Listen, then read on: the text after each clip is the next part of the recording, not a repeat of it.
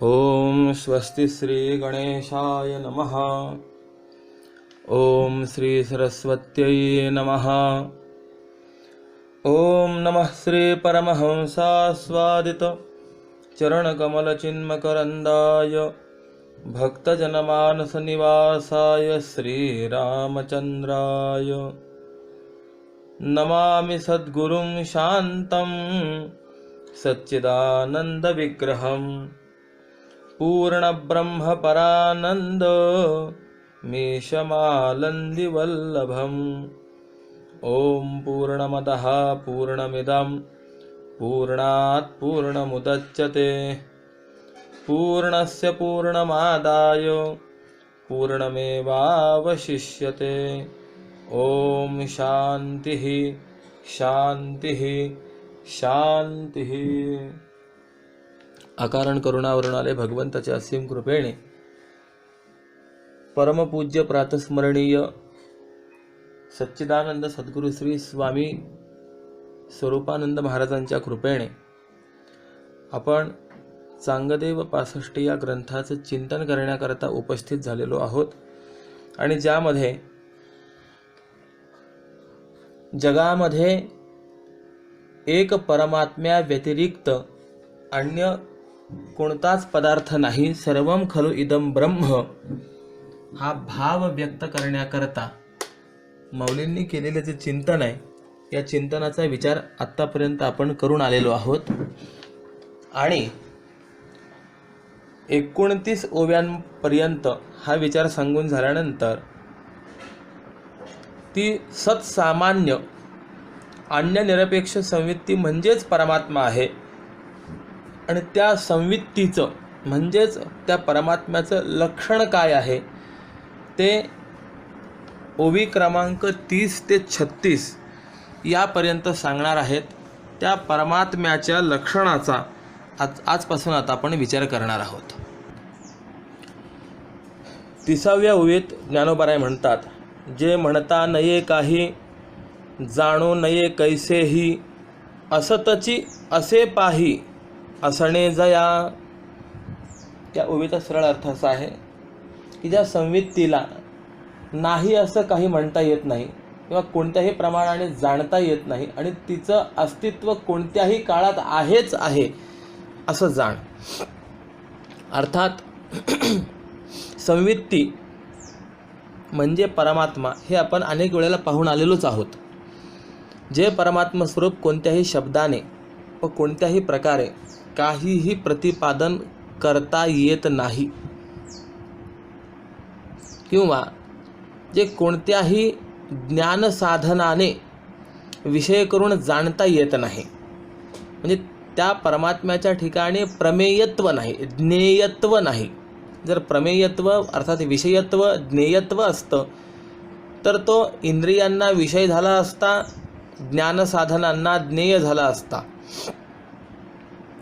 जे कसं आहे ते जाणता येत नाही किंवा ते ज्ञानस्वरूप आणि स्वयंप्रकाश असल्यामुळे कसंही किंवा कोणत्याही ज्ञानाने जाणता येत नाही आणि ज्याचं असणं म्हणजे असणेपण हे म्हणजे अर्थात अस्तित्व सदाच असते, म्हणजे ते परमात्मा वस्तू असणेपणाने म्हणजे भावरूपाने असणारी अशी वस्तू आहे आणि ज्याचं अस्तित्व आणि ज्ञान इतर कोणावरही अवलंबून नाही असं स्वतंत्र सततचे असणं हेच ज्याचं स्वरूप आहे, ती संवित्ती आहे, तो परमात्मा आहे असं तू जाण। आता ही ओवी एक फार महत्त्वाची ओवी आहे। जे म्हणता नये काही, तर यामध्ये जे काही जे हा शब्द आहे तर ते जे म्हणजे सामान्य स्वरूप आहे,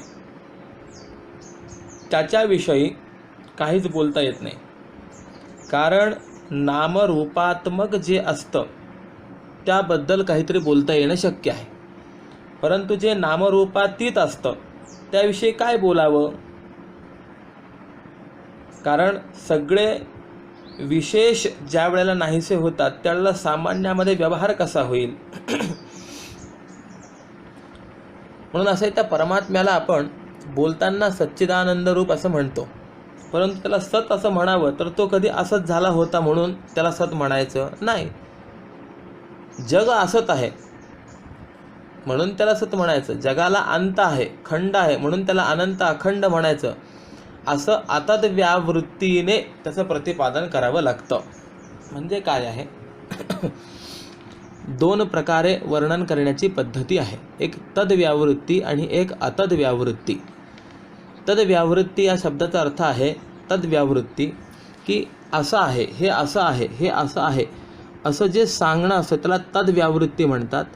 आणि हे असं नाही, सर्व सांगू नाही असं नाही, सर्व सांगू नाही असं नाही, असं ज्या ठिकाणी सांगितलं जातं त्याला अतद्व्यावृत्ती असं म्हणतात. किंबहुना पुष्पदंताचार्य आपल्या महिम्न स्तोत्रामध्ये देखील असं वर्णन करतात, अतद्व्यावृत्त्यायंचकितमभिधत्ते श्रुतिरपि स कस्य स्तोतव्यः कतिविध गुणः कस्य विषयः. म्हणजे वेद देखील अतद्व्यावृत्तीनेच त्या परमात्म्याचं वर्णन करतात. काय आहे? सर्वज्ञतेचा विचार करत असताना वेदाहून आणि कोणी ज्ञाता किंवा सर्वज्ञ नाही, हे शास्त्रकारांनी अनेक ठिकाणी सांगितलेलं आहे. जाणीवेचे निबळे, वेदाहुनी कोण आहे वेगळे आगळे. वेद हा सर्वज्ञ आणि देव जर जाणून घ्यायचा असेल तर वेदा व्यतिरिक्त अन्य उपाय नाही. म्हणून माऊलींनी ज्ञानेश्वरीच्या आरंभामध्ये पहिल्या ओवीतच तो परमात्मा कसा आहे, वेद प्रतिपाद्य आहे असं चिंतन केलेलं आहे. किंबहुना जगद्गुरु शंकराचार्यांनी ब्रह्मसूत्रावरती जे भाष्य लिहिलेलं आहे त्यामध्ये देखील असं सांगितलेलं आहे, शास्त्रादेव प्रमाणात जगतो जन्मादि कारणं ब्रह्म अवगम्यते इत्यर्थः. हा परमात्मा शास्त्रयोनी आहे असं चिंतन आलं आहे. शास्त्रयोनित्वात म्हणजे शास्त्रम एव योनिः, शास्त्र अर्थात वेद हेच ज्याला जाणण्यामध्ये एकमेव हेतू आहेत, कारण आहेत असा तो परमात्मा. पण असे वेद जरी तो परमात्मा जाणून देण्याकरता अत्यंत महत्त्वाचे असतील तरी देखील ते वेद सर्वथा त्या परमात्म्याचं वर्णन करतात असं मात्र नाही. वेद जाणू गेला पुढे मौनावाला, किंबहुना नेती नेती शब्द नये अनुमाना. म्हणून बरंचसं वर्णन करूनही वेदाने सर्वात शेवटी असं सांगितलं की नाही बाबा हे असं नाही, हे असं नाही, तर यापेक्षा अजूनही तो खूप काही शिल्लक आहे, खूप त्याचं वर्णन आहे, परंतु ते आम्हाला वर्णन करणं शक्य नाही. म्हणून तद्व्यावृत्तीने वर्णन करून ज्या वेळेला वेद थकले त्यावेळेला अतद्व्यावृत्तीने वर्णन करतात. जग असत आहे म्हणून या परमात्म्याला सत म्हणायचं, जगत जड आहे म्हणून या परमात्म्याला चित म्हणायचं, आणि जगत दुःखरूप आहे म्हणून या परमात्म्याला आनंद म्हणायचं. असा आपल्याला विचार करता येतो. बघा, जैसे न बोलणे वरी बाळापतीसी रूप करी, बोल निमालेपणे विवरी अचर चाते. असं आपण ज्ञानेश्वरीच्या 15व्या ओवीमध्ये अध्यायामध्ये पाहून आलेलो आहोत. कारण तिथे आपण असा एक दृष्टांत पाहिला होता. पूर्वीची मर्यादा 4 पुरुष बसलेले आहेत आणि त्या 4 पुरुषांमध्ये एकाची पत्नी दुसऱ्या बाजूला आहे. तर एका ज्येष्ठ व्यक्तीने त्या स्त्रीला विचारलं, या चौघांपैकी जो उजव्या बाजूला बसलेला आहे तो तुझा पती आहे काय? ती नाही असं म्हणते, उत्तर देते. त्यानंतर हा दुसरा आहे काय? त्यावेळेस ती नाही म्हणते. परंतु ज्या वेळेला तिच्याच पतीच्या संबंधाने विचारलं जातं, हा तुझा पती आहे काय? तर ती हो नाही आणि नाही असं काही म्हणत नाही. ती मौन बाळगते. परंतु तिच्या त्या मौन बाळगण्यातूनच ज्याप्रमाणे तिचा पती आपल्याला लक्षात येतो, त्याप्रमाणे न बोलणे या मौनातूनच म्हणजेच अतत व्यावृत्तीतूनच हा परमात्मा आम्हाला लक्षात येणं शक्य आहे. वेदांतशास्त्रामध्ये परमात्म्याचं वर्णन करणारी जेवढी पदं आहेत त्या सर्वांचं तात्पर्य विधिमुखाने वर्णन करण्यात नसून निषेधमुखाने वर्णन करण्यातच आहे. कारण असं आहे, परमात्म स्वरूप असं सांगितलं आहे, यतो वाचो निवर्तन्ते अप्राप्य मनसासह. जिथून मन आणि वाणी हे दोन्हीही परत फिरतात. वाणी पोहोचू शकत नाही, मन हे पोहोचू शकत नाही. किंबहुना मनोवाचातीत तुझे हे स्वरूप मनोनियामाप भक्ती केली असं चिंतन आलेलं आहे. केनोपनिषदामध्ये आलेलं चिंतन आपण पाहून आलेलो आहोत की यन मनसा न मनुते येनाहुर मनोमतम तदेव ब्रह्मत्वं विद्धी नेयम यदिदमुपासते. मन ज्याच्यापर्यंत पोहोचू शकत नाही, परंतु ज्याच्या सत्तेने मन मनन क्रिया करण्यास समर्थ होतं असं जे तत्व आहे ते परब्रह्म तत्व आहे, तो परमात्मा आहे. अनेक विवरण आपण पाहतो. त्या परमात्म्याला जर आपण सत चित आनंद असं म्हटलं तर तो परमात्मा या शब्दाला विषय झाला की नाही? शब्दाला विषय झाला. मग यतो वाचो निवर्तन्ते अप्राप्य मनसा असं हे जे वर्णन आहे, या वर्णनाला वैयर्थ येईल की नाही? येईल. म्हणून अनुभवामृताच्या 5व्या प्रकरणामध्ये मौलींनी असं म्हटलेलं आहे, तैसे असताची ये व्यावृत्ती सत म्हणो आले श्रुती जडाची ये समाप्ती चिद्रूप ऐसे दुःखाचे नि सर्वनाशे उरले ते सुख ऐसे. म्हणजे काय आहे तर असताची व्यावृत्ती, असतापासून त्याला बाजूला करण्याकरता म्हणून त्याला सत म्हटलं आहे. त्याला दुःखापासून दूर करण्याकरता, व्यावृत्त करण्याकरता म्हणून सुखरूप आनंदरूप म्हटलेलं आहे. आणि जडापासून व्यावृत्त करण्याकरता म्हणून चिद्रूप असं म्हटलेलं आहे. अर्थात असंच जड दुःख यांची निवृत्ती करण्याकरता, व्यावृत्ती करण्याकरता सच्चिद आनंद या पदांचा विचार मांडलेला आहे. वस्तुतः तो परमात्मा सच्चित आनंद याही पलीकडचा आहे असा विचार आहे. थोडंसं याचं आपल्याला आणखी चिंतन जर करायचं असेल तर असंग निर्गुण आणि स्वयंप्रकाश जो परमात्मा आहे, या परमात्म्याच्या ठिकाणी कोणत्याही शब्दाची प्रवृत्तीच होत नाही. तो कोणत्याही शब्दाच्या वाच्यवृत्तीला विषय होत नाही असा तो परमात्मा आहे. तसा आहे, एवढा आहे, तेवढा आहे असं काहीही आणि अजिबात त्याच्याविषयी सांगता येत नाही. तो अवर्ण्य आहे आणि निर्देशरहित असल्यामुळे इतरांना त्याचं ज्ञान करवून देणं देखील शक्य नाही. तो परमात्मा असंग आणि वाच्यतावच्छेदक धर्मरहित असल्यामुळे शब्दाचा त्या परमात्म्याशी वाच्यवाचक भाव संबंध संभवत नाही. आणि त्यामुळे त्या परमात्म्याच्या बाबतीत शब्द हा वाच्यवृत्तीने प्रवृत्त होत नाही. आणि याच कारणामुळे शक्यसंबंधी लक्षणावृत्तीनेही शब्दाची प्रवृत्ती होत नाही. परमात्मा हा निर्गुण असल्यामुळे शब्द हा त्याच्या ठिकाणी गौणी वृत्तीनेही प्रवृत्त होत नाही. आणि तसंच तो परमात्मा स्वयंप्रकाश असल्यामुळे अज्ञानकृत आवरणाने तो आवृत्त होत नाही. त्यामुळे तो प्रमेयत्व संपन्न म्हणजे विषय होत नाही. आणि प्रमेय नसल्यामुळे म्हणजे शब्द विषय नसल्यामुळेच तो शब्द प्रमाणाचाही विषय होत नाही असं आहे. काय आहे? शब्दाने तो सांगता येत नाही. याचं कारण असं आहे, शब्दाने व्याकरणशास्त्र असं सांगतात की 4च गोष्टी सांगता येतात. जाती, गुण, क्रिया आणि संज्ञा या 4 गोष्टींचाच विचार शब्दाने करता येतो. म्हणून व्यवहारामध्ये सुद्धा एखाद्याला समजावून सांगायचं असेल तर माणसं म्हणतात याला 4 गोष्टी समजावून सांगा. 4च गोष्टी का? 5 गोष्टी, 6 गोष्टी असं का नाही? तर त्याचं एक महत्त्वाचं कारण आहे, चतुष्टये ही शब्द प्रवृत्ती ही शब्दाची प्रवृत्ती ही 4च ठिकाणी होत असते. त्यामुळे 4 गोष्टी समजावून सांगायच्या आणि ज्या 4 गोष्टी शब्दाने कळतात त्यापैकी एकही गोष्ट त्या परमात्मा स्वरूपाच्या ठिकाणी नसल्यामुळे तो परमात्मा शब्दाने सांगता येत नाही. जाती, गुण, क्रिया आणि संज्ञा ह्या त्या 4 गोष्टी आहेत. किंबहुना माऊलींनी असं म्हटलेलं आहे, नामरूप संबंधो जाती क्रिया भेदू हा आकारासीच प्रवादू वस्तुसी नाही.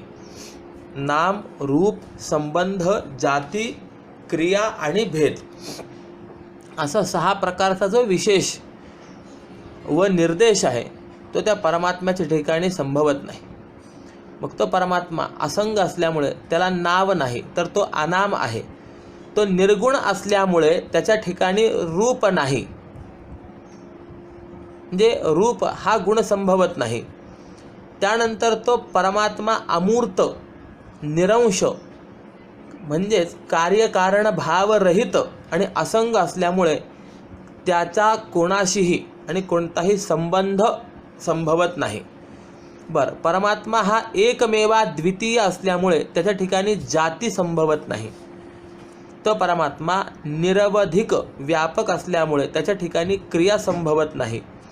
आणि तो परमात्माच सर्वांचं अधिष्ठान असल्यामुळे सर्वांशीच त्याचं तादात्म्य आहे आणि त्याची अधिष्ठान सत्ता स्फूर्तीच्या रूपाने सर्वांमध्ये समव्याप्ती आहे. त्यामुळे त्याचा कोणाशीही भेद होत नाही. म्हणजे जे काही नाम, रूप, संबंध, जाती, क्रिया आणि भेद हा फक्त आकारालाच विषय आहे. म्हणजे आकाराविषयीच हे बोलता येतं, त्या वस्तूविषयी हे बोलता येत नाही. हे जे माऊलींनी सांगितलेलं होतं ते का, त्याची कारणं आपण आता पाहिली. असा परस्परांचा अन्योन्याभावरूप भेद परमात्म्याच्या ठिकाणी संभवत नाही. कारण एखाद्या विशिष्ट रूपाने जो मर्यादित असतो तोच अन्योन्याभावाचा प्रतियोगी होऊन त्या ठिकाणी भेद संभवतो. परंतु परमात्म्याला देश, काल, वस्तू मर्यादा किंवा कोणतीच मर्यादा नाही. म्हणून त्याच्या ठिकाणी अन्योन्याभावरूप भेद जो आहे तो संभवत नाही. भेद नेहमी अन्योन्याभावाचा प्रतियोगी असतो. मग त्याप्रमाणे जे काही हे सर्व विशेष आपण पाहिले किंवा ही सर्व निर्देश पाहिले, यांची भाषा ही आकारालाच उद्देशून संभवते, परंतु परमात्मा वस्तूला संभवत नाही. म्हणून तो परमात्मा अवर्ण्य, अवाच्य असा आहे. ही जी ओवी आहे, आत्ता आपण पाहिलेली 30वी ओवी, जे म्हणता नये काही, या पहिल्या चरणामध्ये एवढा विचार सांगितलेला आहे. आता या ओवीतील दुसरं जे चरण आहे, जाणो नये कैसेही, या संबंधामध्ये आपल्याला असा विचार करता येईल की हा परमात्मा स्वयंप्रकाश असल्यामुळे तो अज्ञेय आहे. ही परमात्मा वस्तू कोणत्याही ज्ञानसाधनाने विषय करून कसेही जाणता येत नाही अशी आहे. परमात्मा वस्तू ही नित्य प्रकाशरूप आहे. स्वप्रकाश म्हणजे काय, तर अवेद्यत्वे सती अपरोक्षत्वम स्वप्रकाशकत्वम अशी व्याख्या आहे की परमात्मा वस्तू किंवा आत्मवस्तू ही अन्यासही विषय होत नाही आणि स्वतःच स्वविषयही होत नाही. कारण परमात्मा हा प्रकाशरूप असल्यामुळे त्याच्या ठिकाणी अज्ञानकृत आवरण संभवत नाही. म्हणून तो अज्ञानाने आवृत नाही. त्यामुळे तो प्रमेय नाही. आणि तो प्रमेय नसल्यामुळे म्हणजेच अप्रमेय असल्यामुळे, प्रमेयत्वरहित असल्यामुळे त्याच्या ठिकाणी ज्ञानप्राप्त्यर्थ कोणत्याही प्रमाणाची प्रवृत्ती संभवत नाही. म्हणून तो ज्ञानसाधन असलेल्या कोणत्याही प्रमाणाला विषय होत नाही. प्रमाण अनेक आहेत, परंतु तो कुणालाही विषय होत नाही. या संबंधाने चिंतन करण्याकरता बराचसा विचार आहे.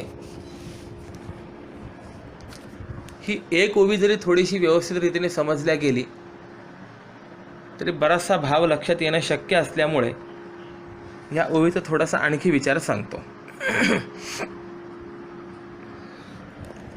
तो आत्मा किंवा परमात्मा म्हणा स्वतःच स्वविषय होत नाही, कारण त्याच्या भरीव म्हणजे अखंड ज्ञानस्वरूपात प्रकाश्य प्रकाशक भाव, ज्ञाप्य ज्ञापक भाव संभवत नाही. का तर तसा ज्ञाप्य ज्ञापक किंवा प्रकाश्य प्रकाशक भाव या अखंड स्वरूपामध्ये जर मानला तर कर्म कर्तृविरोध निर्माण होतो. बरं, काजव्याप्रमाणे परमात्मा एका अंगाने प्रकाश्य आणि एका अंगाने प्रकाशक मानला तर परमात्म्याचं स्वरूप चित जड म्हणजे चेतनात्मक व जडात्मक असं होईल. कारण की तोच जर प्रकाशक म्हणतो तर काजव्याचं कसं एक अंग प्रकाशक आहे आणि एक अंग प्रकाश्य आहे, म्हणून तो कसा चिज्जड झाला, त्याप्रमाणे हा परमात्मा सुद्धा चेतनात्मक व जडात्मक अशा पद्धतीचा होईल. म्हणून प्रकाश्य प्रकाशक भाव हा अखंड ज्ञानस्वरूपामध्ये संभवत नसल्यामुळे तो परमात्मा स्वतःच स्वविषय होऊन स्वतःविषयीचं किंवा अस्तित्वाचं प्रमाज्ञान संभवत नाही. आणि तसंच परमात्म्याचा अभाव असा संभवत नाही, म्हणून त्याला स्वतःच्या विषयी स्वतःच्या अभावाचं विपरीत म्हणजे मी नाही असं विरुद्ध ज्ञान होणंही संभवत नाही. मग परमात्म्याचा किंवा आत्म्याचा कोणताही अभाव तर संभवत नाहीच, पण त्याचं अस्तित्व जे आहे हे कूटस्थ नित्य असल्यामुळे त्याच्या ठिकाणी कोणत्याही अभावाच्या प्रतियोगित्वाचा त्रैकालिक अत्यंत अभावच आहे. त्यामुळे तो कोणत्याही अभावाचा केव्हाही कोणत्याही अवस्थेमध्ये प्रतियोगीच होत नाही. किंबहुना 4 प्रकारचे जे अभाव सांगितलेले आहेत त्यामध्ये असं सांगितलेलं आहे,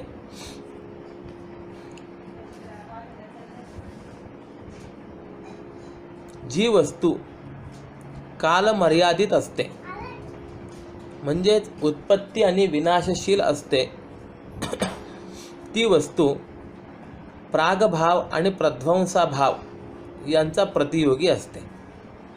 जी वस्तू देशमर्यादित असते ती वस्तू अत्यंताभावाची प्रतियोगी असते. आणि जी वस्तू विशिष्ट स्वरूपाने सीमित म्हणजे मर्यादित असते ती वस्तू परस्परातील भेदरूप अन्योन्याभावाचा प्रतियोगी असते. आणि जी वस्तू एखाद्या देशात कधी असते आणि कधी नसते ती सामयिका भावाचा प्रतियोगी असते. परंतु परमात्मा वस्तूस यापैकी कोणतीही मर्यादा म्हणजे कोणताही परिच्छेद संभवत नाही. परमात्मा अधिक कालातीत कूटस्थ नित्य असल्यामुळे त्रिविध परिच्छेद मर्यादा रहित आहे. आणि जगद्गुरु श्री तुकोबराय हाच सिद्धांत असा सांगतात, देशकाल वस्तू भेद मावळला आत्मा निर्वाळला विश्वाकार.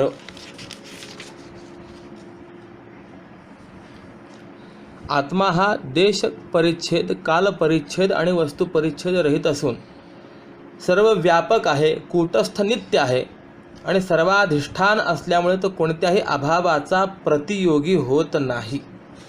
हा विचार आहे. या परमात्म्याला स्वसंवेद्य असं म्हटलेलं आहे, म्हणजे स्वतःचा स्वतः जाणण्यास योग्य असा औपचारिक प्रयोग केला जात असला तरी देखील त्यातील सुअसंवेद्य म्हणजे सर्व प्रमाणांना अविषय होणे हाच अर्थ विवक्षित आहे. म्हणजे तो परमात्मा अज्ञेय आहे. हा मुख्य भाव जो आहे हा या ठिकाणी सांगितलेला आहे. म्हणजे वस्तुतः तत्वतः तो परमात्मा अवांग मनस गोचर आहे, स्वयंभू आहे, अन्य निरपेक्ष प्रकाशक आहे आणि त्यामुळे तो अज्ञेय आहे असं या ओवीच्या द्वितीय चरणात सांगितलेलं आहे. आणि यानंतर ओवीच्या पुढील चरणांमध्ये त्या परमात्म्याचं असणेपण म्हणजे अस्तित्व हे नित्यसिद्ध स्वरूपाचं आहे असं सांगितलेलं आहे. असताची असे पाही असणे जया.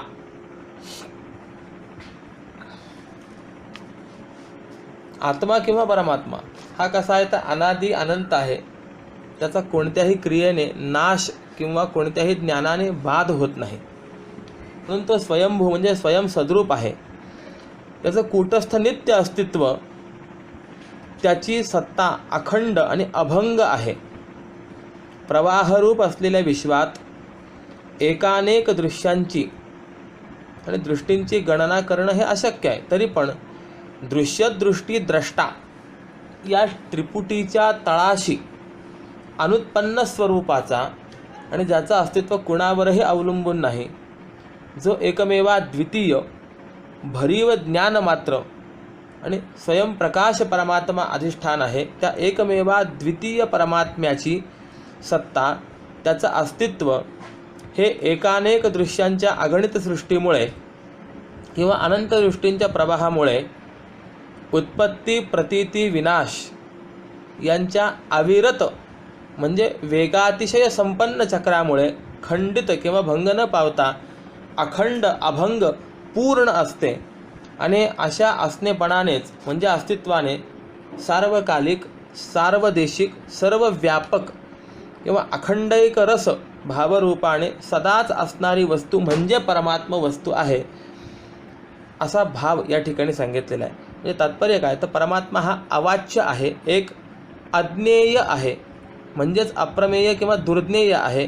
आणि असा असून तो अखंड, अभंग आणि स्वयंभू म्हणजे नित्य अस्तित्व रूपाने आपल्या महिमेत राहणारा आहे, असा विचार सांगितलेला आहे. मग या पुढच्या आता ओवीमध्ये हा परमात्मा स्वयंप्रकाश असल्यामुळे मन प्रमाणाधिकांप्रमाणे ज्ञानेंद्रियांनाही विषय होत नाही आणि तो अद्वितीय असल्यामुळे इतरांकरवीही विषय होत नाही. द्वैताभावी तो निरवयव किंवा निरंश असल्यामुळे चिज्जड स्वरूपही नाही, त्यामुळे स्वतःच स्वज्ञानाचा विषय होत नाही, असा जो वरती सिद्धांत सांगितलेला आहे, या सिद्धांताचा एका दृष्टांताद्वारे खुलासा करतात. तो दृष्टांत म्हणजे 31वी असलेली ओवी.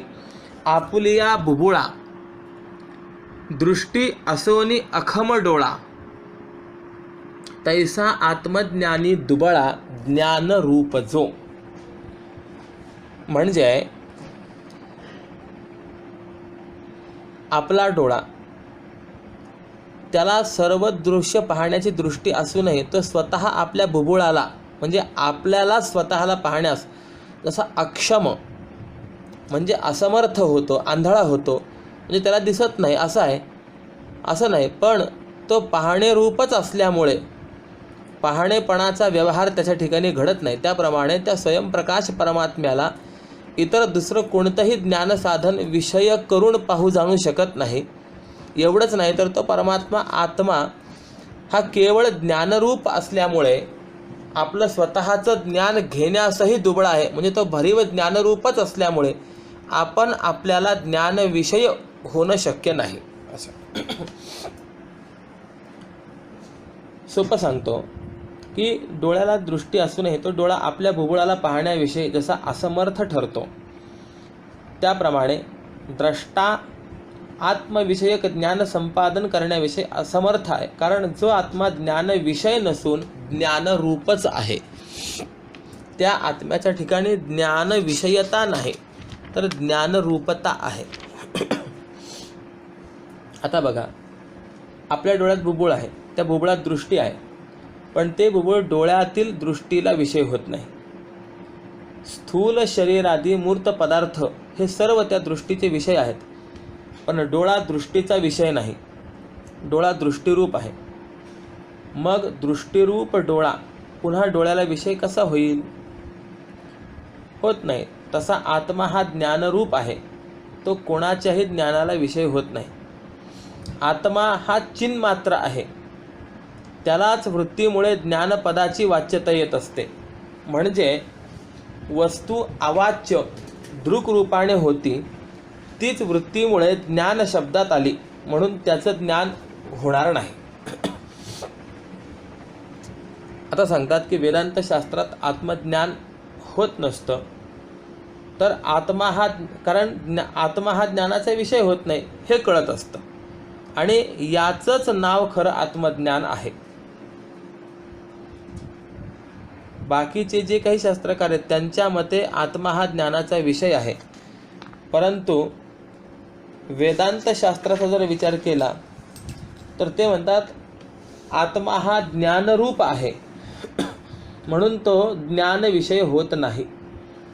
कारण की न्यायशास्त्र जर आपण पाहिलं तर ते म्हणतात ज्ञानाधिकरणम आत्मा, आत्मा हा ज्ञानाचं अधिष्ठान आहे, आश्रयस्थान आहे. परंतु वेदांत मात्र सांगतो की ज्ञानाधिकरणम म्हणू नका, तो ज्ञानरूपच आहे असं म्हणा. असो, या ओवीचा थोडासा आपण जर विचार केला तर माऊली असं म्हणतात की आत्मवस्तू किंवा परमात्मवस्तू ही सदाच ज्ञानरूप म्हणजे प्रकाशरूप आहे आणि ती सर्व ज्ञानसाधनांना म्हणजे कोणत्याही प्रमाणाला विषय होत नाही आणि स्वतःच स्वविषय किंवा स्वतःच ज्ञान विषय होत नाही. मग याचा अर्थ तो अभावरूप आहे म्हणून तो विषय म्हणजे प्रमाण विषय किंवा स्वविषय होत नाही असा नाही. हे मात्र लक्षात ठेवलं पाहिजे. तर परमात्मा किंवा आत्मा हा इतर ज्ञानेंद्रियांना, मनाला वा प्रमाणाला विषय होत नसला तरीही तो सर्व प्रमाणांना किंबहुना सर्वही ज्ञानसाधनांना उपजीव्यभूत आहे. सर्व ज्ञानसाधनं हे उपजीवक आहेत. त्या आत्म्याच्या स्वयंप्रकाश अधिष्ठानावरच ही सर्व प्रमाण किंवा ज्ञानसाधनं हे आपापल्या विषयांकडे त्याचं ज्ञान संपादन करण्याकरता प्रवृत्त होतात आणि त्यामुळे अधिष्ठान परमात्म्याच्या प्रकाशाचं म्हणजे ज्ञानरूप स्फूर्तीचं सहाय्य घेऊन प्रकाशरूप झालेली जी प्रमाण आहेत म्हणजे ज्ञानाची उपकरणं आहेत ते स्वयंप्रकाश परमात्म्याचं प्रकाशन कसे करू शकतील, तर करू शकणार नाही. आणि याकरताच सर्व प्रमाणराज ज्ञानाढ्य वेद असं सांगतो, विज्ञातारम अरे वाकेण विजानीयात. जो विज्ञाता आहे त्याला कुणी जाणावं, किंवा न चक्षुषा गृह्यतेनापि वाचा नान्यैर्देवैस्तपसा कर्मणा वा. म्हणजे तो परमात्मा सर्व प्रमाणांना अविषय आहे असं त्याचं वर्णन केलेलं आहे.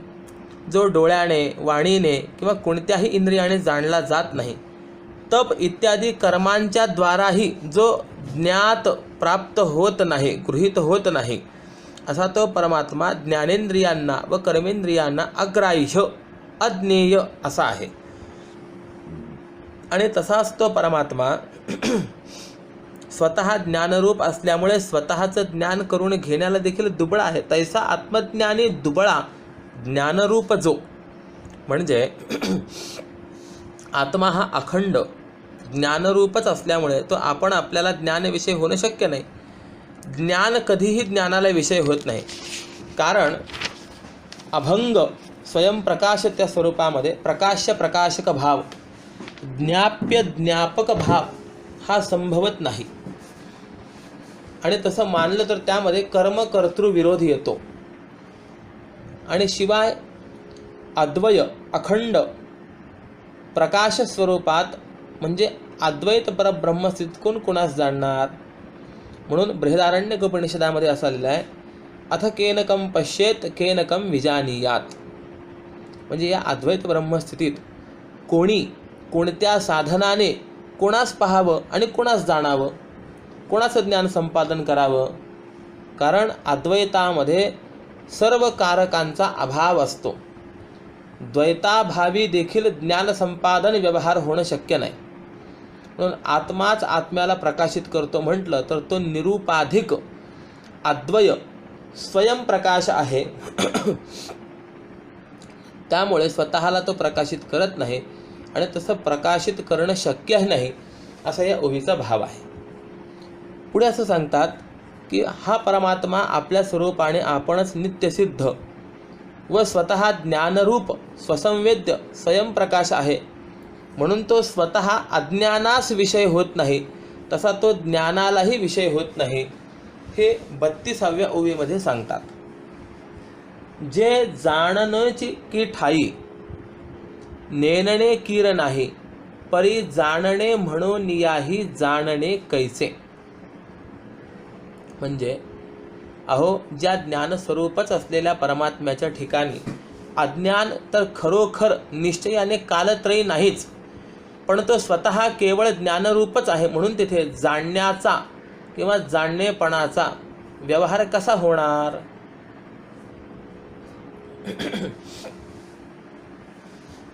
जो आत्मा मुळात जाणणे स्वरूपच आहे, नेणणे म्हणजे अज्ञान हे त्याच्या ठिकाणी खरोखरच नाही, परंतु आत्म्याला जाणायचं आहे असं म्हटलं तरीही आत्मा जाणायचा कसा. म्हणून या ओवीचा भाव असा आहे की जाणणं हेच आत्म्याचं स्वरूप आहे आणि नेणणं तर तिथे नाहीच नाही, म्हणजे न कळणं हे त्या ठिकाणी मुळीच नाही. मग त्याच्या ठिकाणी नेणणे नाही म्हणून जाणणे आहे असं म्हणावं लागतं. परंतु वस्तुतः जसं नेणणेही नाही तसं जाणणेही नाही आहे, परंतु जाणणे रूप आहे. मग जो जाणणे रूप आहे तो कसा आणि कुणाच्या ज्ञानाचा विषय होईल. एक वस्तू अशी मानावीच लागते की जी कुणाला विषय नाही आणि विषयीही नाही. विषयी नाही म्हणजे ज्ञेय ज्ञाता नाही. ज्ञेय का नाही तर तो जड नाही म्हणून, आणि ज्ञाता का नाही तर तो निर्विकार आहे म्हणून. आत्मवस्तू कुणाला हे वाच्य नाही, ज्ञेय नाही, कारण ज्ञानरूप आत्मा हा कुणाला ज्ञेय होईल, कुणालाही ज्ञेय होत नाही. म्हणून असं आहे, आत्मा मानणाराची आणि जग मांडणाऱ्यांचे 5 मतं आहेत.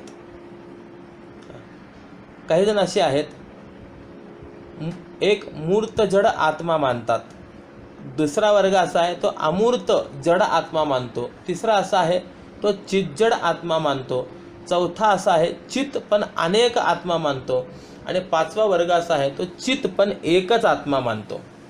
त्याप्रमाणे जगाचा जर आपण विचार केला तर काही जण असे आहेत, हे जगत सत्य आहे आणि स्थायी आहे असं म्हणतात. काही जण असं म्हणतात की जगत अनित्य आहे परंतु स्थायी आहे. काही जण असं म्हणतात जगत कल्पित आहे परंतु अज्ञात आहे. काही जण असं म्हणतात जगत कल्पित आहे आणि ज्ञात आहे. आणि 5वं मत असं महत्त्वाचं आहे की ते म्हणतात या जगताचा त्रैकालिक अत्यंता भाव आहे. अशी ही 5 मतं आहेत.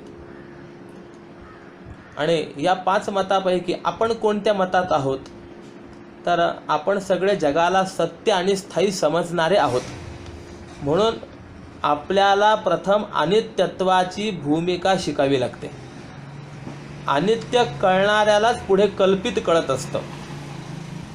नदीतल्या पाण्याला ओघ आहे म्हणून अनित्य आहे आणि मृगजळ कल्पित आहे. तसं जग सत्य आणि स्थायी समजणारे जे आहेत ते विषयी पामर आहेत, आणि जग अनित्य स्थायी समजणारे मुमुक्षु आहेत, आणि जग कल्पित समजणारे ते मुक्त आहेत.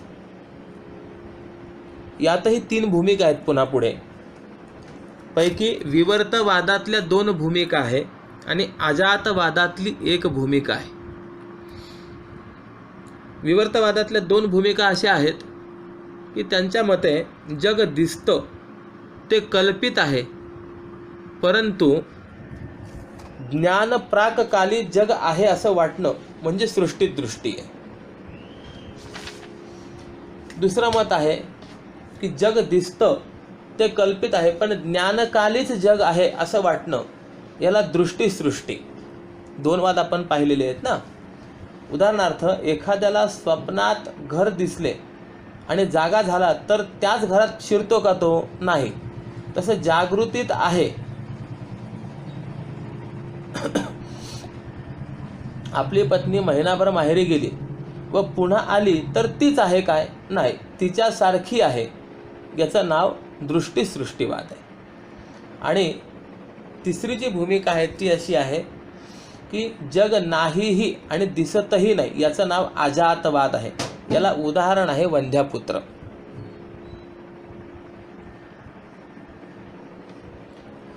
मग असे हे जगाविषयी आणि आत्म्याविषयी 5 मतं आहेत.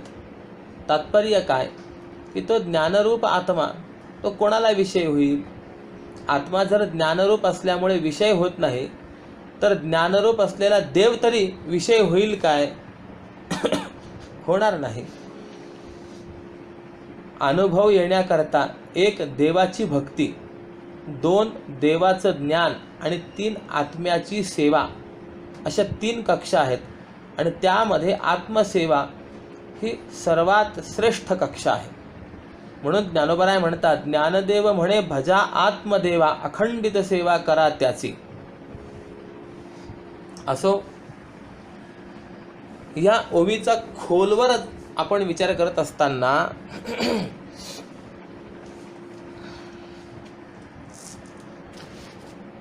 हा परमात्मा राजा ज्ञानरूप प्रकाशाची खान आहे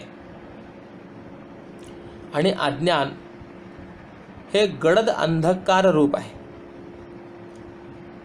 तमः प्रकाशवत अज्ञान व आत्मा हे दोन्ही अत्यंत विरुद्ध स्वभावाचे आहेत. यांच्यामध्ये सादृश्य नाही. म्हणजे या अज्ञान आणि ज्ञान या उभयांमध्ये भेदसहित समान धर्मरूप असं कोणतंही सारखेपण नाही. किंबहुना अज्ञान हे आत्म्याशी पूर्ण विरोधी आहे. अज्ञान हे अंधाराचं कोठार आहे, तर अगदी त्याच्या उलट आत्मा प्रकाशाची खाण आहे. त्यामुळे त्या ज्ञानरूप प्रकाशाची खाण असणाऱ्या त्या आत्म्याच्या म्हणजेच संवित्तीच्या म्हणजेच परमात्म्याच्या ठिकाणी तममेळनी रूप म्हणजे गडद अंधार रूप अज्ञान हे कालत्रयीही असणं शक्य नाही. आणि त्यामुळेच अज्ञानकृत आवरण इत्यादिकादिही त्या ठिकाणी नाही आहेत.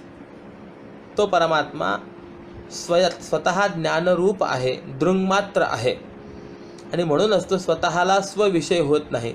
म्हणजे याचा अर्थ आत्मा नाही असा नाही, तर त्याचा आशय असा आहे की तो परमात्मा अखंड परिपूर्ण ज्ञानरूप असल्यामुळे तो अन्य ज्ञानसाधनांचा विषय होत नाही. मग तिथे अज्ञानच नाही, म्हणून अज्ञान निवृत्तीपूर्वक ज्ञानविषयता संभवत नाही. ते ज्ञानरूपच आहे आणि पुन्हा त्याच्या ज्ञानाचा प्रश्नच उद्भवत नाही, कारण तो स्वयंभू आहे, स्वयंप्रकाश आहे. किंबहुना ज्ञातृज्ञेया विरहित केवळ जे ज्ञान आहे तेच परमात्म स्वरूप आहे, असा स्वानुभव माऊलींनी ज्ञानेश्वरीमध्ये व्यक्त केलेला आहे. ज्ञातृज्ञेया विहीन नुसधेची जे ज्ञान, तैसी जाणीव जेथन रेघे, विचार मागता पाऊली निघे, तर्कू आयनी नेघे अंगी जयाच्या, अर्जुना तया नाव ज्ञान. ज्या स्वरूपभूत साधनात ज्ञानात आश्रय विषयाच्या अभावी वृत्तीचा म्हणजे जाणीवेचा प्रवेश होत नाही, किंवा साध्य प्राप्त झाल्यामुळे आत्मानात्म विचार हा मागच्याच पावली परततो, किंवा आत्म्याची सिद्धी करण्यासाठी आत्मव्याप्य हेतू आणि आत्म्याचं सादृश्य असलेला दृष्टांत उपलब्ध होत नसल्यामुळे ज्याच्या स्वरूपी तर्क आपलं स्थान मिळवू शकत नाही, असं जे आहे त्याला स्वरूपभूत ज्ञान असं म्हणतात. आणि अशा स्वरूपभूत ज्ञानात किंवा त्या ज्ञानस्वरूप अखंडैक रस आत्म्याच्या स्वरूपी जाणण्याचा किंवा जाणणेपणाचा व्यवहार कसा होणार? तात्पर्य असं की आत्माश्रित व आत्मविषयक अज्ञान आणि भ्रमोत्पादक अविद्या मानून द्रष्टादृश्य यांच्या ज्ञानाचा व ज्ञानाच्या म्हणजे जाणणेपणाचा आरोप करून केलेला व्यवहार म्हणजे जाणणेपणाचा व्यवहारसुद्धा स्वाभाविक अखंड आत्मस्वरूपी कधीही संभवत नाही, तर तो आपल्या कूटस्थ नित्य प्रकाश महिमेमध्ये असतो, असं या ओवीचं सांगणं आहे. आता परमात्म्याचं निर्बाध स्वतंत्र अस्तित्व म्हणजे अत्यंत निर्विशेष सत्सामान्य स्वरूप आहे.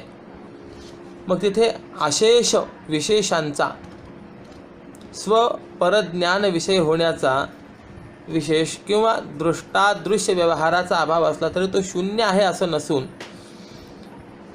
अव्यवहार्य, स्वयंभू, स्वयं अस्तित्व, स्वयं प्रकाश रूपता एतत् स्वरूप आत्मा आपल्या महिमेत असतो याविषयी आणखी खुलासा करतात तो पुढच्या ओवीमध्ये. या लागी मौनेची बोलीजे, काही न होनी सर्व होईजे, नभता लाहिजे काहीच नाही. या ओवीचा स्पष्टार्थ, सरळ अर्थ असा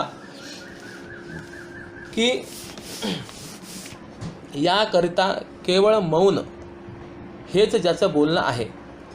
काहीच न होता न होऊनही सर्वही व्हावं आणि काहीच नाही म्हणजे कोणतेच धर्म नाहीत किंवा अत्यंत निर्विशेष अशी जी परमात्मा वस्तू ती आपण कोणत्याही धर्माने राहणार नाही आणि तेव्हाच ती प्राप्त होईल.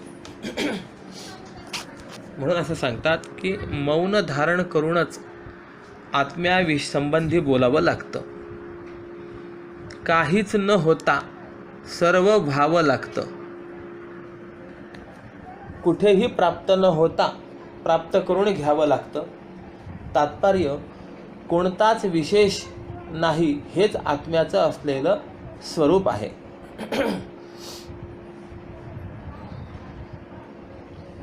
ही ओवी फारच महत्त्वाची आहे.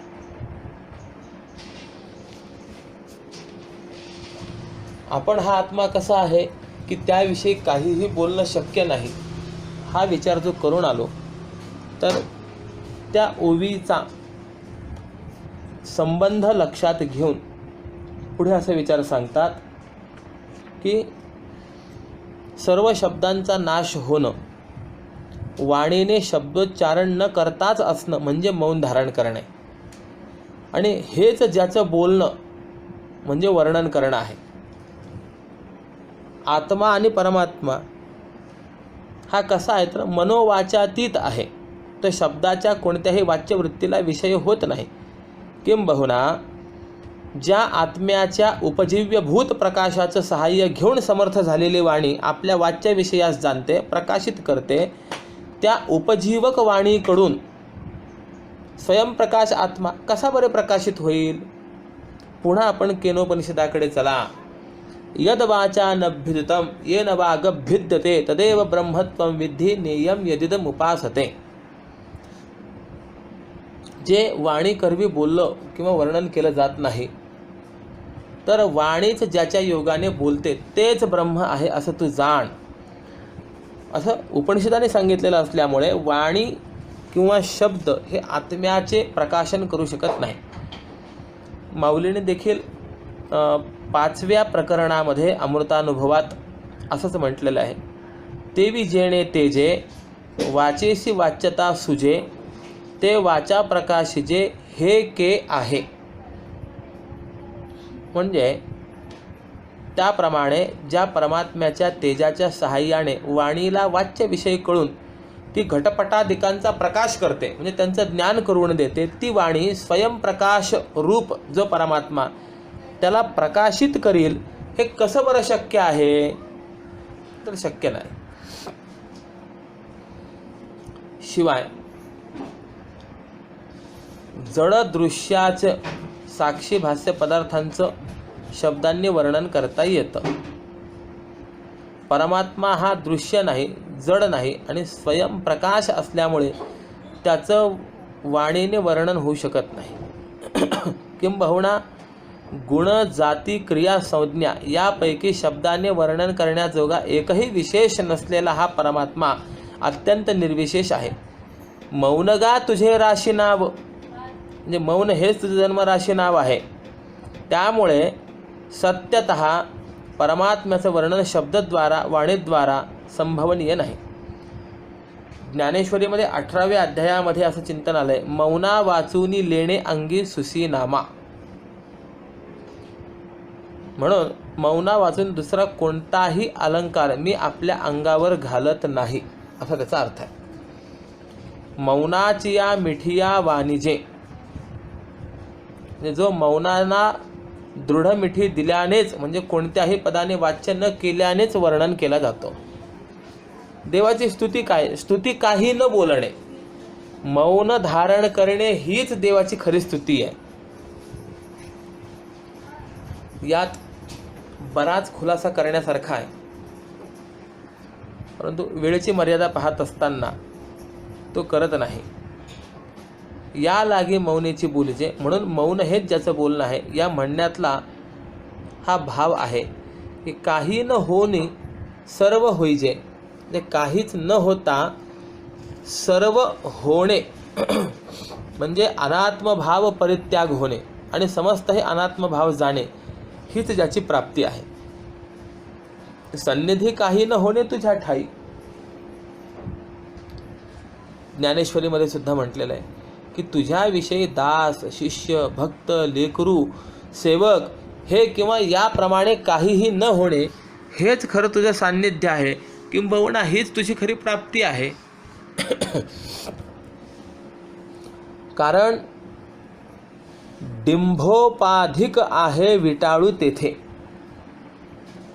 याचा भावार्थ असा की तू माझा मायबाप आहेस, मी लेकरू आहे, तू माझा स्वामी आहे, गुरु आहेस, मी तुझा दास आहे, शिष्य आहे, असं जरी म्हटलं तरीही वस्तुतः तुझी स्तुती किंवा प्राप्ती होत नाही. कारण या बोलण्यामध्ये द्वैत उपाधीचा विटाळ आहेच. कारण लेकरू या उपाधीच्या सापेक्षच मातृत्व पितृत्व आहे, दास किंवा शिष्य या उपाधीच्या सापेक्षच स्वामित्व गुरुत्व आहे. त्यामुळे या किंवा या सम अन्य कोणत्याही उपाधीने पुष्ट झालेल्या त्या मातृत्वाचं, पितृत्वाचं, स्वामित्वाचं, गुरुत्वाचं काय म्हणून वर्णन करू? या कारणास्तवच तुझ्याविषयी लेकरू, दास, शिष्य हे किंवा इत्यादी सारखे काहीही न होणे किंवा कोणत्याही अनात्मभावाने तादात्म्य धारण न करणे हीच ज्याची सन्निधी आहे किंवा प्राप्ती आहे.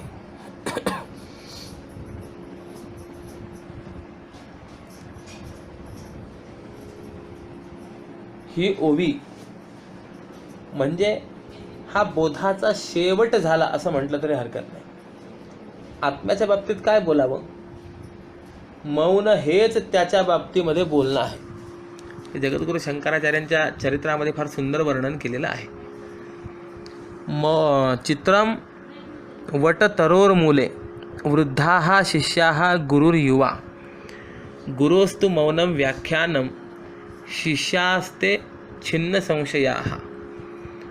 एका वटवृक्षाखाली एक फार मोठं आश्चर्य पाहिलं आहे म्हणे. शिष्य आणि गुरु बसलेले आहेत. त्यापैकी गुरु हा युवा आहे आणि शिष्य वृद्ध आहेत. जे प्रवचन चाललेलं आहे तर मौन असणे हेच त्या गुरूंचं प्रवचन आहे, व्याख्यान आहे. आणि जे शिष्य आहेत ते तर संशयरहित होत आहेत अशी स्थिती आहे. म्हणजे मौनाचं व्याख्यान आणि शिष्यांची अंतःकरणगत असलेली संशयाधिक प्रतिबंध हे निवृत्त होणे किती आश्चर्य आहे की नाही. आत्म्याविषयी मौनच धारण करावं लागतं बाबा. आणि योग वासिष्ठामध्ये भगवान रामचंद्रांनी वसिष्ठांना असाच प्रश्न केला आहे की महाराज मला खरी वस्तू, खरं तत्व काय आहे ते सांगा. हा प्रश्न ऐकून वसिष्ठ गप्प बसले. प्रभू रामचंद्रांना वाटलं की माझा प्रश्न विचारण्यामध्ये काहीतरी चुकलं आहे, म्हणून पुन्हा विचारलं. त्यावेळेला वसिष्ठ महामुनी म्हणाले की अरे रामा, तू जे काही विचारलं आहेस आणि रामा तू खरी वस्तू सांग म्हणालास ना, म्हणूनच मी गप्प बसलो. कारण की गप्प बसणं हेच खरं तत्व सांगणं आहे. तसं वेदांतशास्त्रात काही न बोलणं हेच खरं आहे. कारण काय बोलावं? वेदांतात निवर्त्य काय आहे आणि प्राप्य काय आहे म्हणून बोलावं. बरं, बोलायचं ठरलं की पहिले अध्यास स्वीकारावा लागतो. कसं? तर वस्तूत बोलणं नाही, आणि बोलणं हे प्रमात्यातून आहे आणि वस्तू ही प्रमाता नाही. प्रमाता समजू लागला म्हणून अध्यास स्वीकारावा लागतो. आणि त्या अध्यासाचे पुन्हा 3 प्रकार पडतात: सात्विक अध्यास, राजस अध्यास आणि तामस अध्यास. अध्यास स्वीकारला तरच बोलणं होईल, आणि त्या परमात्मा वस्तूच्या ठिकाणी जर अध्यास नाहीच तर काय बोलावं, कुणी बोलावं, कोणाविषयी बोलावं, प्रश्न आहे. म्हणून असं सांगतात की मुळात अध्यास होऊच नये, आणि अध्यास झाला तरी गुरु शिष्याचा किंवा देवभक्ताचा एवढाच व्हावा. जसं जन्माला आला तर रोग होऊच नये, आणि झाला तरी महारोग होऊ नये. कारण काही रोग क्लेश तर देतातच, पण त्यात आब्रूही जाते. क्लेश होऊ नये व आब्रू जाऊ नये, पण त्यातले त्यात क्लेश होऊ द्या, निदान आब्रू तरी जाऊ नये. हे जसं आहे त्याप्रमाणे अध्यास होऊच नये, पण झाला तरी फार फार तर गुरु शिष्याचा किंवा देवभक्ताचा एवढाच व्हावा. आपण आज आनंदात आहोत कारण रोगच नाही. असं आहे, शारीरिक रोग फार अवघड असतात. मानसिक रोगाला विचाराने निवृत्त करता येतं, पण शारीरिक रोग मात्र भोगूनच सारावे लागतात. भोगाशिवाय त्यांची निवृत्ती होतच नाही. उदाहरणार्थ, पोटशूळ, माथाशूळ हे रोग जे आहेत दुःख भोगूनच सारावे लागतात, रडून जात नाहीत. या रोगाने क्लेश होतात परंतु आब्रू जात नाही, आणि महारोग झाला तर त्यात क्लेश तर होतातच, पण अधिक आब्रूही जाते. संसारामध्ये सुखदुःख जे होतात ते काही दुष्ट कारणाने होतात आणि काही अदृष्ट कारणाने होतात. मग आपल्या दुःखाला अदृष्ट कारण असू द्या, पण दृष्ट कारण दिसू नये. कारण दृष्ट कारण दिसलं तर त्यात आब्रू जाते. आणि शारीरिक रोग मानसिक रोगामुळे होत असतात. म्हणून अध्यास होणे हा मानसिक रोग आहे, आणि तो मानसिक रोग मनामुळे आहे, म्हणून मनच नसावं. वेदांतशास्त्रात ही महत्त्वाची गोष्ट आहे की मनच राहत नाही. मन जर नसेल तर मानसिक रोग नाही, आणि मानसिक रोग नसेल तर शारीरिक व्याधी नाही, असा सिद्धांत आपल्याला व्यक्त करता येतो. आता ही संगती कशी लावायची या संबंधामध्ये बराच सूक्ष्म विचार आहे की शारीरिक व्याधीला देखील मानसिकताच कशी कारण आहे, तो विचार कधी मागे पुढे असो.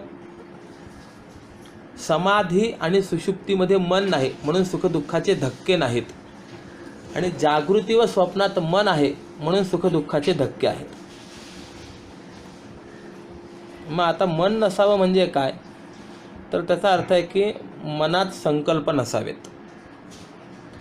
मेलेल्या माणसाला लिंगदेह नसतो म्हणून मन नसतं, आणि जीवनमुक्तीत बाधित मनात संकल्प नसतो, आणि विदेहमुक्तीत मनच राहत नसतं. म्हणून असं आहे, मन जर असेल तर मनाशी संकल्प असते, आणि संकल्प आला की त्या ठिकाणी सुखदुःख आहेच.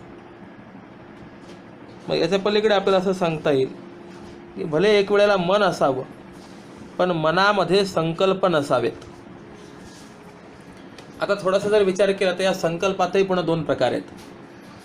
एक असाधारण संकल्प आणि दुसरा साधारण संकल्प. साधारण संकल्प म्हणजे काय, आपल्याला दुःख निवृत्ती आहे पण आत्यंतिक दुःख निवृत्ती नाही, व सुखही प्राप्त आहे पण निरतिशय नाही. मग अत्यंत दुःख निवृत्तीपूर्वक निरतिशय सुखाची इच्छा असणं याला साधारण संकल्प म्हणावं. आणि हा साधारण संकल्प जाणं याला जीवनमुक्त म्हणायचं आहे. आणि दुसरा जो संकल्प आहे त्याला म्हणायचं असाधारण संकल्प. की आपल्याला देहनिर्वाह करण्याची इच्छा असणं याला म्हणायचं असाधारण संकल्प, किंबहुना यालाच प्रारब्ध असंही म्हणता येईल. मनात साधारण आणि असाधारण असे दोन्हीही संकल्प ज्याचे आहेत त्याला म्हणायचं बद्ध. ज्याच्या मनामध्ये एकच असाधारण संकल्प आहे त्याला म्हणायचं जीवनमुक्त, आणि ज्याच्या जीवनामध्ये दोन्हीही संकल्पना आहेत त्याला म्हणायचं विदेहमुक्त. असे 3 प्रकार आहेत. कारण की बद्धाच्या साधारण संकल्पाला विधिकिंकरत्व आहे आणि जीवनमुक्ताच्या असाधारण संकल्पाला विधिकिंकरत्व नाही. अर्थात ब्रह्मवेत्त्याचं विधिकिंकरत्व गेलं तरी पण स्वभाव राहत असतो. आणि संन्यासाश्रमात जर 3 आश्रमांचा विधी राहत नाही तर विदेहमुक्तीत विधी राहील काय? नाही राहत. कैमुतिक न्यायाने हा विचार करा.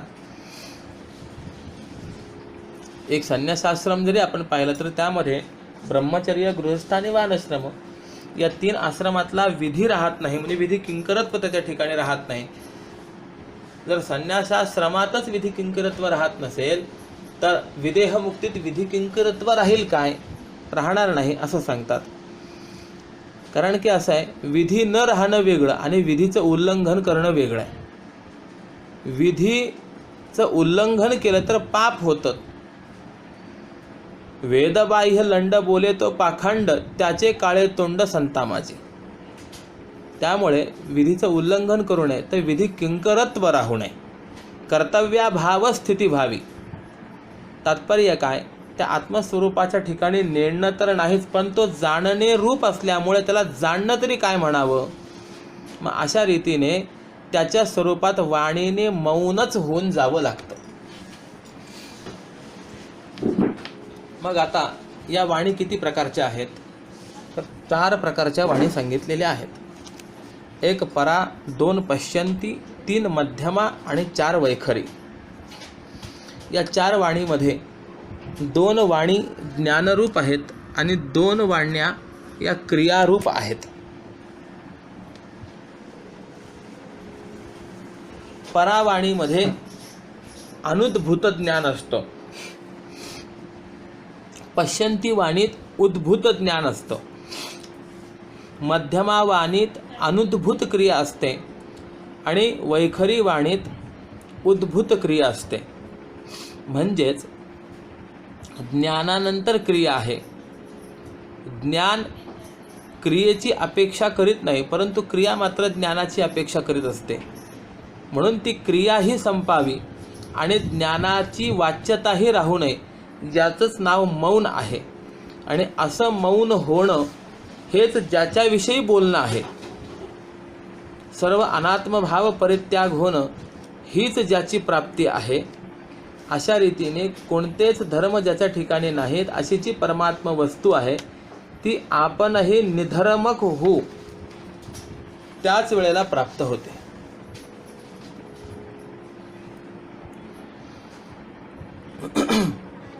म्हणून हे सर्व कळून भेद ठेवला किंवा बोलण्याची क्रिया केली तरी दोष, व हे सर्व न कळले तरी दोष.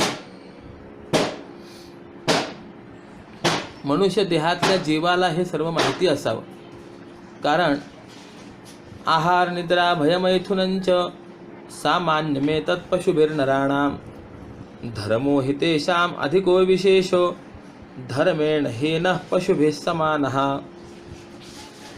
मानवी देहात आणि इतर देहात आहार निद्रा भयमैथुन हे समानच आहेत, परंतु मनुष्य देहामध्ये धर्माधर्म हे अधिक आहेत आणि धर्माधर्मावरच मुक्तता आहे. म्हणून स्वरूप स्थितीवर येणे हा खरा धर्म आहे आणि स्वरूप स्थितीपासून घसरणे हा खरा अधर्म आहे. किंबहुना ज्ञानावर धर्माधर्म मानणारे वेदांती आहेत आणि कृतीवर धर्माधर्म मानणारे मीमांसक आहेत. अशी प्रत्येक शास्त्रकारांची धर्माधर्म मांडण्याची पद्धती पण वेगवेगळी आहे.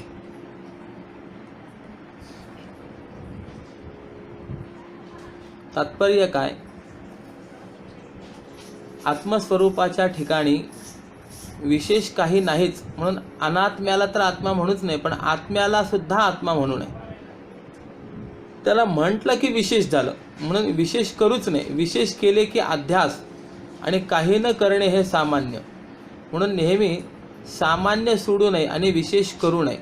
कारण जेवढं विशेष तेवढं सर्व कल्पित आहे, हा सिद्धांत आहे. उदाहरणार्थ, सुवासिनी स्त्री विशेष करते पण सामान्य सोडत नाही. घरात सणवार करणं हे विशेष आहे. गरिबाने सण करीत जावं. दिवाळीचा सण राजाने करीत जाऊ नये. केला तर तो राजाच नाही, कारण राजाला नित्य दिवाळीच असते. मग राजाला दिवाळीचा सण नाही तर ब्रह्मवेत्याला कशाची दिवाळी? म्हणजे काय? पोळ्याला बैल सजवतात, हा विशेष आहे. संक्रांतीला स्त्रिया सजतात, हा विशेष आहे. दसऱ्याला घोडे सजवतात, हा विशेष आहे. दिवाळीला सगळेच सजतात, हा विषय आहे. आणि हा सगळा विशेषपणा मनुष्याने टाकून द्यावा लागतो, तेव्हा कुठे मोक्ष हा प्राप्त होत असतो. असो, तात्पर्य असं आहे, विशेष जातच असतं, सामान्य जात नाही. आणि सामान्य गेलं तर शून्य होईल, पण शून्याची सिद्धी कोण करेल? म्हणून विशेष राहिले तर द्वैत होईल. म्हणून सामान्याकडून सगळ्यांची सिद्धी होते व आपल्या सिद्धीकरताच अन्याची अपेक्षा करत नाही. असं सामान्य हे स्वपरनिर्वाहक आहे, असा विचार मांडलेला आहे. मग आत्तापर्यंत सांगितल्याप्रमाणे त्या एकाच परमात्म्याच्या अधिष्ठानावर एकानेक प्रकारचे द्रष्टे हे द्रष्टुत्व धर्माने भिन्न भिन्न रूपाने निर्माण झाले. किंबहुना दृश्यांची मांदियाळीच उत्पन्न झाली आणि त्या नामरूपात्मक दृश्याला पाहणाऱ्या अनेक दृष्टी म्हणजे अनंत ज्ञान, अनंत वृत्ती ज्ञानाचे तरंग उत्पन्न झाले. तरी देखील त्या सर्वांमध्ये अनुवृत्त असणारा म्हणजेच समव्याप्त असणारा ज्ञानरूप कूटस्थ नित्य परमात्मा हा एकच आहे, असं हे पुढच्या ओवीमध्ये सांगतात. नाना बोधाची सोयरिके साचपण जेणे एके नाना कल्लोळ माळिके पाणी जेवी. या ओवीचा अर्थ असा आहे की ज्याप्रमाणे अनंत लाटांच्या मालिकेमध्ये एक पाणीच असतं, त्याप्रमाणे अनंत ज्ञानांच्या संबंधामध्ये ज्या एकामुळे सत्यत्व प्राप्त झालेलं असतं, म्हणजे ज्या एका ज्ञानामुळे सत्यत्व प्राप्त झालेलं असतं. किंवा दुसऱ्या प्रकारे याचा अर्थ असा करता येईल की जगातील अनंत ज्ञानाच्या अनंत विषयांशी असलेल्या संबंधाला ज्या एका आत्म्यामुळे खरेपणा आलेला आहे, तो आत्माच वस्तुस्थितीने ज्ञानरूप आहे. ज्याप्रमाणे अनंत लाटांच्या परंपरेला पाणी अधिष्ठान आहे, म्हणजे एका पाण्यामुळे अनंत लाटांना खरेपणा आलेला आहे, परंतु वस्तुस्थितीने त्या लाटा कशा आहेत, त्या पाणीरूपच आहेत.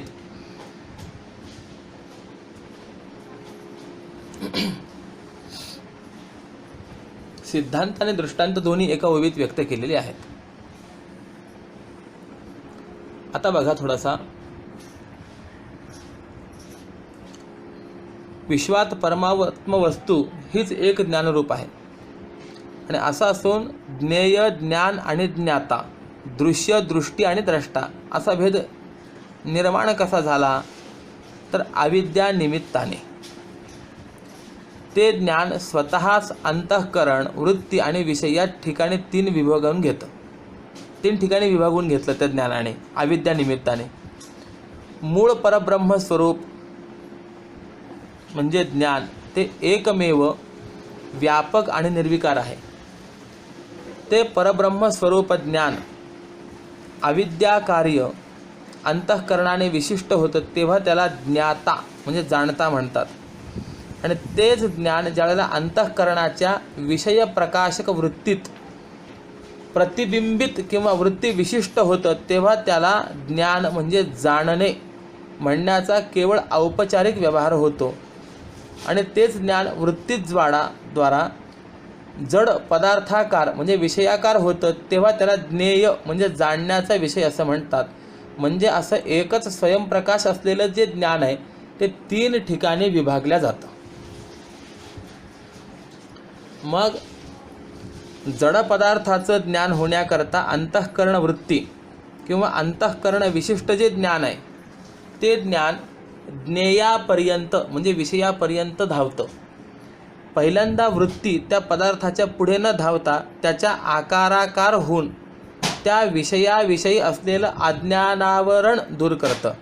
म्हणजे वृत्ती जी आहे, इंद्रिय वृत्ती जी आहे, त्या पदार्थापर्यंत जाते आणि त्या पदार्थाच्या आकाराने तदाकाराकारित होते आणि तदाकाराकारित होऊन त्या पदार्थाविषयी असलेलं अज्ञानावरण दूर करते. यालाच वृत्तीव्याप्ती असं म्हटलेलं आहे.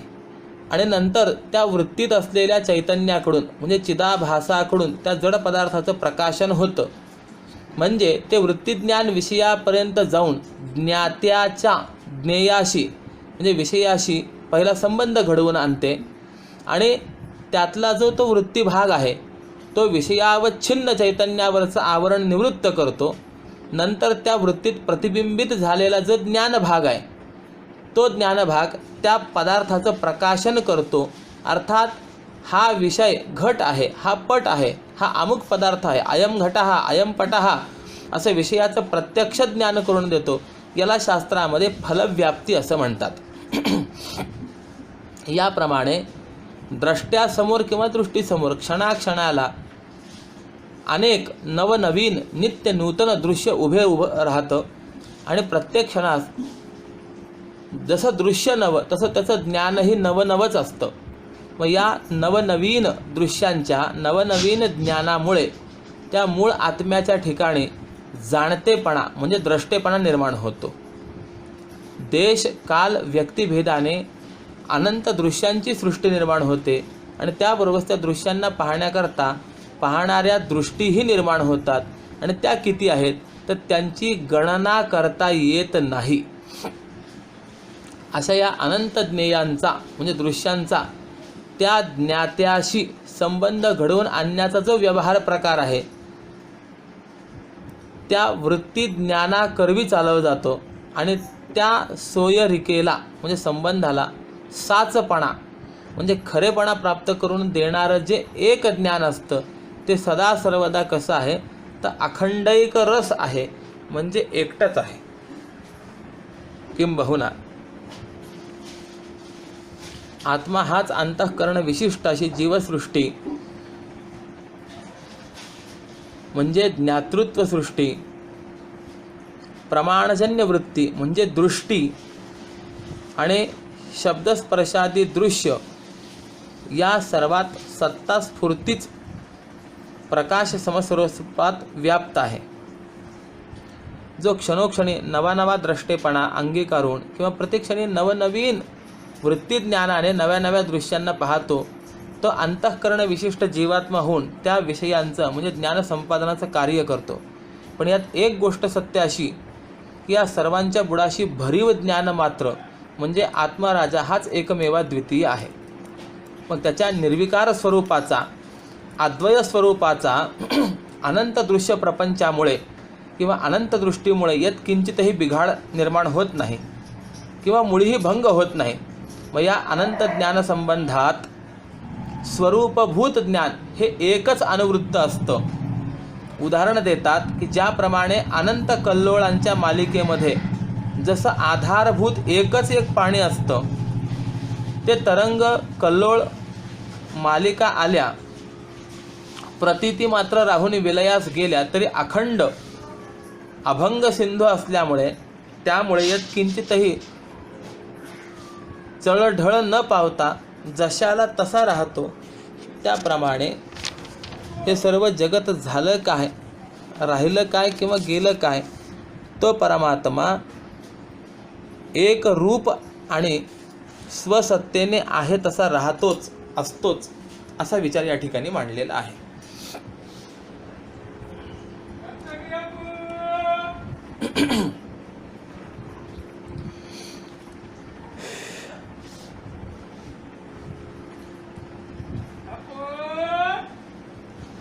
या ओवीमध्ये नाना बोधाची ये सोयरिके असा शब्द आलेला आहे.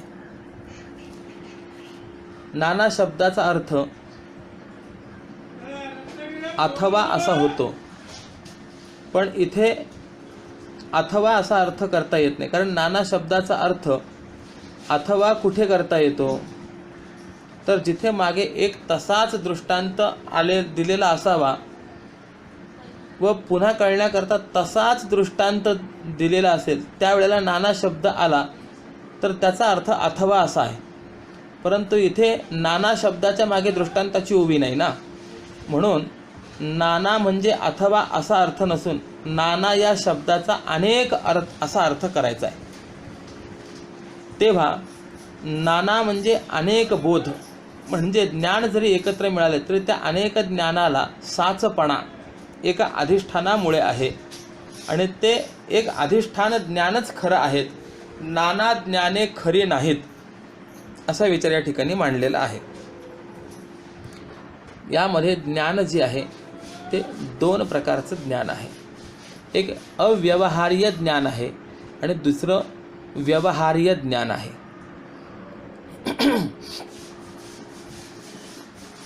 किंबहुना अजून थोडंसं आपण पुढे गेलो तर अधिष्ठान ज्ञान हे अजन्य ज्ञान आहे आणि व्यवहारातील ज्ञान हे जन्य आहे. हे जन्य ज्ञान जे असतं, व्यवहारातलं ज्ञान, ते प्रमाता वृत्तीद्वारा प्रमेयापर्यंत गेला म्हणजे होतं. म्हणजे प्रमाता ज्यावेळेला वृत्तीद्वारा प्रमेयापर्यंत जाईल त्याच वेळेला ते जन्य ज्ञान होत असतं, व्यवहार ज्ञान असतं. आणि प्रमाता वृत्तीद्वारा प्रमेयापर्यंत गेल्यानंतर होणारं जे व्यवहारातलं जन्य ज्ञान आहे, त्या ज्ञानाचे दोन वर्ग, एक भ्रमज्ञान आणि दुसरं प्रमाज्ञान. म्हणजे ज्ञानाचा विषय अबाधित असेल तर प्रमाज्ञान, किंवा ज्याचा व्यवहारात बाध होत नाही ते प्रमाज्ञान, आणि ज्याचा व्यवहारात बाध होतो त्याचं नाव भ्रमज्ञान. व्यवहार चालतो तोपर्यंतही हे दोन्ही ज्ञानं बरोबर चालतात, पण स्वरूपज्ञानामध्ये मात्र हे भ्रमज्ञान आणि प्रमाज्ञान दोन्हीही ज्ञानं राहत नाहीत, असं लक्षात ठेवलं पाहिजे. उत्तर ज्ञानाने पूर्वज्ञानाचा बाध होत असेल मग ते भ्रमज्ञान असो किंवा प्रमाज्ञान असो, तर अशी अवस्था जिथपर्यंत आहे तोपर्यंत त्याला म्हणायचं बद्ध. ज्याला भ्रमज्ञान पटलं व सगळं ज्ञान भ्रमरूप ठरलं त्याला म्हणायचं जीवनमुक्त. आणि ज्याच्या ठिकाणी भ्रमज्ञान व प्रमाज्ञान दोन्हीही ज्ञानं राहत नाहीत त्याला म्हणायचं विदेहमुक्त. का त्या विदेहमुक्ताला प्रमाज्ञान नाही असं आपण म्हणणार काय? नाही, विदेहमुक्त हा ज्ञानरूप असतो. जीवनमुक्ताला एकच ज्ञान असतं प्रमाज्ञान, आणि बद्धाला दोन ज्ञानं असतात, भ्रमज्ञान आणि प्रमाज्ञान असं आहे. पण ही दोन्हीही ज्ञानं संसार चक्रातलीच असतात. मग अशा रीतीने भ्रमज्ञान आणि प्रमाज्ञान हे व्यवहारातले आहेत, आणि आत्मसाक्षात्कार झाला म्हणजे ही दोन्हीही ज्ञानं भ्रमरूप ठरतात. आणि भ्रमज्ञानाला आधार असलेलं ते स्वरूपभूत ज्ञान, त्या स्वरूपभूत ज्ञानाला त्रिपुटी नाही, परंतु भ्रमज्ञानाला मात्र त्रिपुटी असते. तर असे ज्ञानाचे प्रकार वगैरे सांगितल्यानंतर मग या ठिकाणी असं सांगितलेलं आहे की या सर्व ज्ञानांना आधार जो आहे तो त्या एकच परमात्मा ज्ञानाचा आहे. किंबहुना की भ्रांतींचा सुद्धा विचार या ठिकाणी आलेले आहेत. एकंदरीत शास्त्रामध्ये 5 भ्रांती मानलेल्या आहेत. देशकाल भ्रांती 1, कर्तृत्व भोक्तृत्व भ्रांती 2, संग भ्रांती 3, विकार भ्रांती 4 आणि जगत सत्यत्व भ्रांती 5. या 5ही भ्रांती ज्या आहेत ह्या जाव्या लागतात तरच आपल्याला मोक्षाची प्राप्ती होत असते. तात्पर्य एवढं सांगायचं आहे की एकंदरीत जेवढे काही ज्ञान आहेत या सर्व ज्ञानांना आधार ते एक परमात्मा आहे आणि तो ज्ञानरूपच आहे. याकरता उदाहरण दिलेलं आहे की जसे नाना कल्लोळ मालिके पाणी जेवी, अनंत लाटांच्या मालिकेमध्ये जसं एकच पाणी असतं त्यामुळे प्रमाणे अनंत ज्ञानांच्या संबंधांमध्ये ज्या एकामुळे म्हणजे ज्या एका ज्ञानामुळे सत्यत्व प्राप्त झालेलं असतं ते ज्ञान सर्वाधिष्ठान आहे असं. किंबहुना जनसामान्यांच्या दृष्टीने किंवा मुमुक्षूंच्या दृष्टीने ज्ञाताचा अनंत ज्ञेयांशी संबंध घडवून आणण्याचा जो प्रकार आहे, तो ज्या वृत्ती ज्ञानाच्या द्वारा चालवण्यात येतो, त्या सर्वही संबंधांना सत्यत्व प्राप्त करून देणारं जे एकच एक ज्ञान असतं, तेच ज्ञान या ओवीमध्ये साचपण या पदाने आत्मा सद्रूप असल्याचं सूचित केलं आहे. आणि कल्लोळ मालिके या पदाने अनंत ज्ञान संबंध सूचनेद्वारा आत्मा चिद्रूप असल्याचं सूचित केलेलं आहे. आणि बोधाची ये सोयरिके या पदाने ज्ञान हे आनंद पर्यवसायी असायला पाहिजे असं सूचनेद्वारा या आत्मा आनंदरूप असल्याचं सूचित केलेलं आहे. आणि असं असल्यामुळे या ओवीमध्ये ध्वन्यार्थाने सत्यम ज्ञानमनंतम ब्रह्म या श्रुतिवचनाचे प्रतिध्वनी ऐकू येतात असा भाव आपल्याला व्यक्त करता येणार आहे. अजूनही 2 ओव्या शिल्लक आहेत की ज्यातून या परमात्मा स्वरूपाचं चिंतन केलेलं आहे. तो विचार आपण उद्याच्या सकाळच्या सत्रामध्ये करणार आहोत. आजचं हे सत्र वाङ्मयीन पुष्प भगवत चरणारविंदी समर्पित करतो आणि माझ्या वाक्प्रपंचाला या ठिकाणी विराम देतो. ओम पूर्णमदः पूर्णमिदं पूर्णात् पूर्णमुदच्यते पूर्णस्य पूर्णमादाय पूर्णमेवावशिष्यते. ओम शांतिः शांतिः शांतिः. पुंडलीकवरदा हरिविठ्ठल श्री ज्ञानदेव तुकाराम पंढरीनाथ भगवान की जय. माऊली ज्ञानेश्वर महाराज की जय. जगद्गुरु श्री तुकाराम महाराज की जय. नमः पार्वती पतये हर हर महादेव. त्र्यंबकेश्वर भगवान की जय. श्रीमद् सच्चिदानंद सद्गुरु श्री स्वामी स्वरूपानंद महाराज की जय.